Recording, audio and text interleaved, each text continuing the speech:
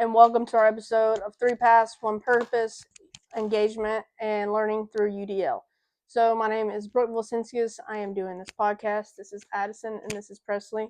I am currently at Marshall University doing the MA2 program. It is all online. I'm also teaching. I've been a PE teacher for 5 years next year. I've taught in elementary 2 years and middle school 2 years, so that's 4 years. So next year will be my 5th year. I currently moved to Tampa about almost a year ago now. So yeah, that's pretty much me in a nutshell. I want to introduce you to Addison first. So I'm Addison, and I received my undergraduate degree from Appalachian State University with a bachelor's in science, in exercise science. And after I graduated, um, I worked as a dental assistant, and now I am getting my master's degree at the University of South Florida in a master's of pre-professional program. So that's for students who are on any sort of pre-med or pre-dental track, and I'm specifically on a pre-dental track, so that is what I'm doing right now. Hi, I'm Presley Brooke's sister, and I recently graduated from UNC Chapel Hill this previous month. And I graduated with my Bachelor's of Arts in Human Development and Family Science with a minor of Education. And right now, I'm between going to school for my master's in counseling or getting a job as a social worker. And don't you have an interview coming up? Yes, I currently have a job interview next Friday. And her field is a very, very hard field to get in because a lot of people go for it, and she is working hard to obtain maybe her master's or get that job and continue working towards that master's goal. So today, ladies, we're talking about engagement. Okay, so things that keep you engaged in life, whether that be in school, whether that be you working out, whether that be you drinking coffee in the morning. Okay, something that keeps you motivated, keeps you on track, something that helps you overall succeed in life, pretty much. So that's also called UDL, Universal Design for Learning. So we call that in class. That's something that everybody has similarities to, that we all can learn together. So, say you have a lesson plan. Are you familiar with a lesson plan? Yes. Addison, are you familiar how to write? You know how to write a lesson plan? I don't know about write one, but I'm familiar with them. Okay. What about you, Presley? I'm pretty familiar because, as you know, we come from a long line of teachers. So Yeah, we do.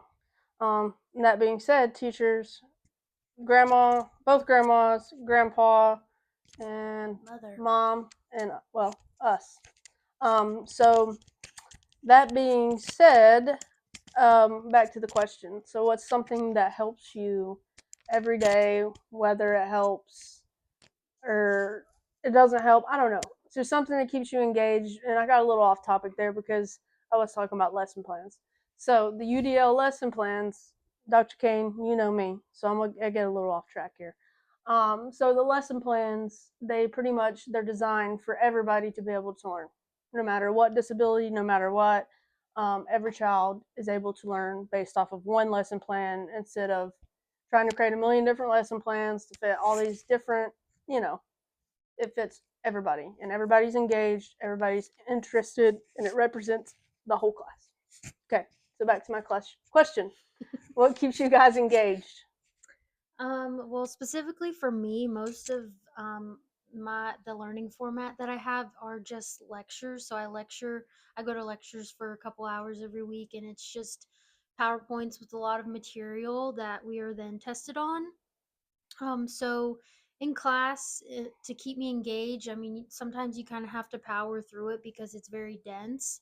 But when professors are able to bring some relevancy to their teaching, such as relating it to things that are going on in world news today, or like when COVID was going on, they were able to kind of make that connection to um, us and something that we could relate to. So that kept me more engaged. But at times when material does get really dense, it's kind of harder to be engaged because your brain just automatically goes to, I have to memorize all of this, and how am I going to memorize all of this? Yeah. So it really just depends, but they do try to keep us engaged. But there's only really so much you can do when it's just pretty black and white material. Yeah, for sure.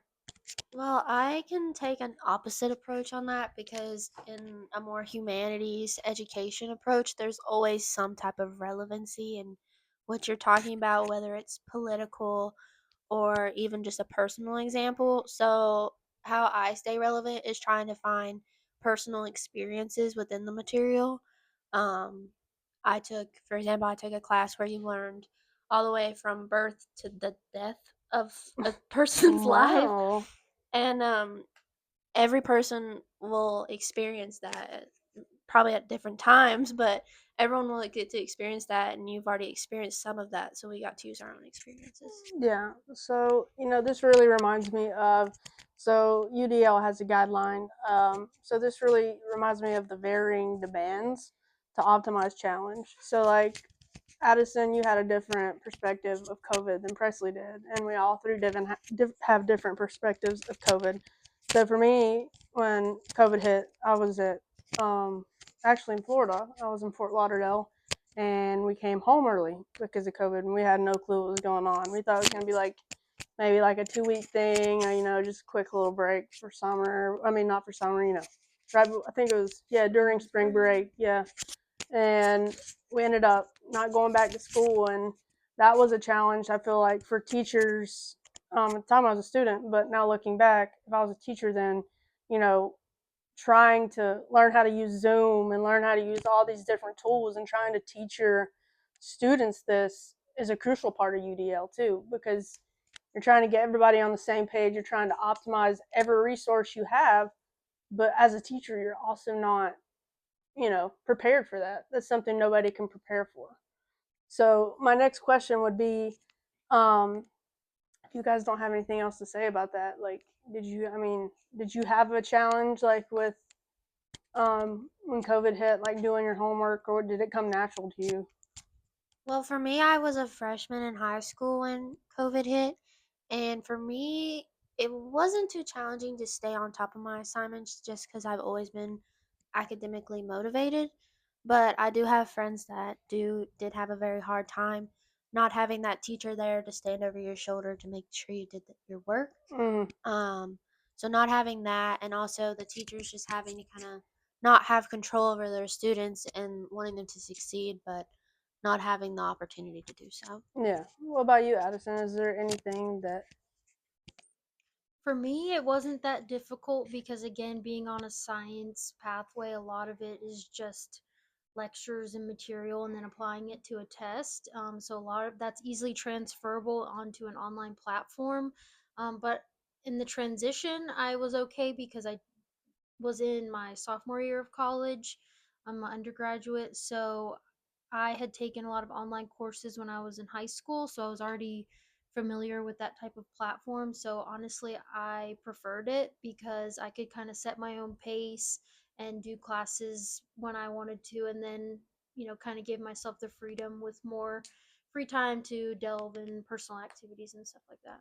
Yeah, yeah, and I think that um, that also UDL, if you guys remember, for everybody, that minimizes threats and distractions. Like that was a really hard part for me for COVID, because when COVID hit, I was just like, I get to stay at home. I get to do what I want. Like I didn't have the structure, because for me, I'm a structure schedule type of person. If I can be like, oh, well, my assignment's due in like 3 days, well, I'm going to do it on the third day.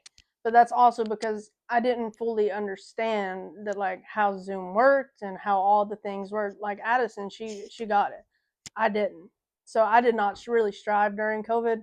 But now that I've had these master's classes doing it all online, um, I have really, really succeeded in figuring out the formula to it, schedule, making sure I get work done before it's due, and things like that. So I'm gonna bring it to circle with one more question for both of y'all. Okay, how do you see self reflection or self awareness playing a role in your learning? I'll Does that start. make sense to you, or do I need to break it down a little bit? No, I think I get it. I can relate it to a lot of my study habits, because I've had to change them from my transition to undergraduate to this master's program. Because this master program essentially follows a line of medical school, they essentially take your entire the first 2 years of medical school and shove it into a year.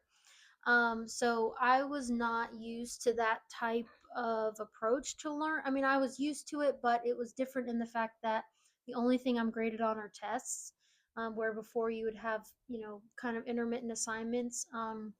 So I've had to change my study habits a lot to adjust to that and learn how to take a lot of material and understand it at one time. In the beginning, I kind of just I think I overdid it in studying all the time.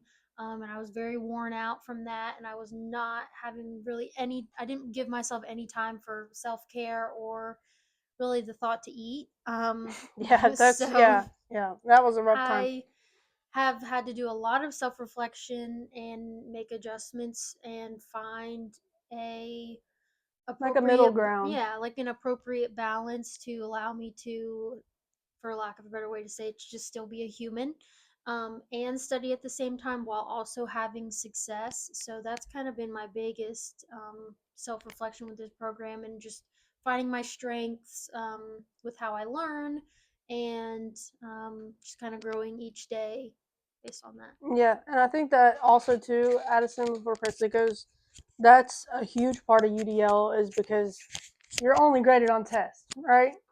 So some students, some kids, some adults, like we don't do well on tests, right? So it's nice as a teacher or even in day to day life is having that will to say, well, this isn't working for everybody, so let's find a way that this works for everyone. Like for me, terrible test taker. Like you put me in front of a computer screen, paper, it doesn't matter. I'm not going to do well. But if you put me out in the field, I will kill it. I'll do it. I'll do it to my best ability. But also, anything you want to add to that? Well, I was going to say I can add to that in that for me in testing, I also have a lot of test anxiety. And one of the resources that I looked into that I didn't really think about were getting testing accommodations. And I know sometimes that can maybe be looked down upon, or that, because you need these extra accommodations, that you're not as smart or Yeah, something it's like kind of that. look like as a 504 or IEP in a Yeah, sense, but yes. it's not to cut you off, but it's different in college, right? Yeah. It's not essentially a 504, is it?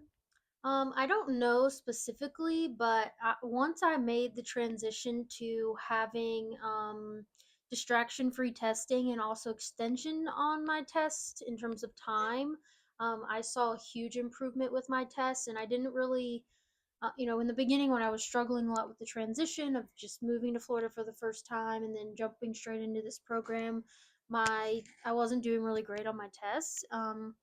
But and that was frustrating for me because, like Presley said, always been very academically driven and have done well in school. So to see this, me lacking in school was hard to realize. But now that I have accommodations with my testing, I've seen a huge improvement. So. Yeah, and I mean, I can relate that, with you too. I mean, moving down here in a new environment, I mean, everything's different, comparing apples to oranges is different.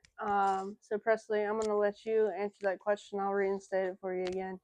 So, how do you self reflect or self awareness playing a role in your learning or your day to day life? Like, let's ask it more like currently instead of in school. Like, Okay. So play a role in my learning and like no, day to day, or like in your life or your learning or like um what you're seeking to do. I mean, if you want to do it based off your I learning, if that's easier, or you can well, do it. learning wise, I would talk about how I had a 504 plan Okay, in high school and middle school and elementary. When I got to college, I didn't want to have to do all the extra steps to get those and that's a accommodations. lot, and she went And through that. Yeah. I just didn't feel that I really needed it for that because it was just too much anxiety to even get it to Yeah, get the benefit of it's the it. anxiety on top of the Yeah. anxiety. And Yeah. then self-awareness for like my day-to-day life. I would say forgot the word. Well, you're good. Procrastination. Yeah, that's the one. Yeah, that's a big Um one. I rather lay in bed and read my book than go walking or do something active or something that is good for me, and I like to put it off until it's dark outside, and then I'm like, Yeah. well, it's dark outside. Well, another part, I'm gonna add this in too. It's about UDL too. So getting Boozer. So we just our family got a new dog. His name's Boozer. He is a puppy. He is the size of a well, pretty much, and he's about 5 months old. But so you saying that to me, like, you know, I'd rather sit in bed and read my book all day. But then you have this puppy that you have to take care of. So does Yeah. that engage you to get up and It walk does. him and meet the other dogs? It does. It's kind of like a self-reflection. Like, if you don't walk the dog, then the dog's not going to get to walk, and then that's the only walking the And dog then you gets know to what get, happens if the dog don't leave the house. and then it's just a whole thing. So it is self-awareness mixed with a bit of self-reflection, and having an object or a living thing to be yeah, that accountability for you can sometimes be great to include. yeah, I would think in a lesson plan. yeah, I think so too. So I think that's pretty much it. I mean, we've covered all the bases here. For me, like I said, next year's my 5th year teaching. Hopefully, she's gonna get her job. I'm not gonna say where, but fingers crossed. And Addison should be graduating in July. July. So we're all on 3 different paths. We're all in the same position, kind of in the same way. We're all trying to finish our master's. She's trying to get into a program, and we're both in a program. I'll be done in December of 2025. Fingers crossed. But anyways, thank you guys for watching. Once again, I'm Brooke. I'm Addison. I'm Presley. Thank you guys. Bye.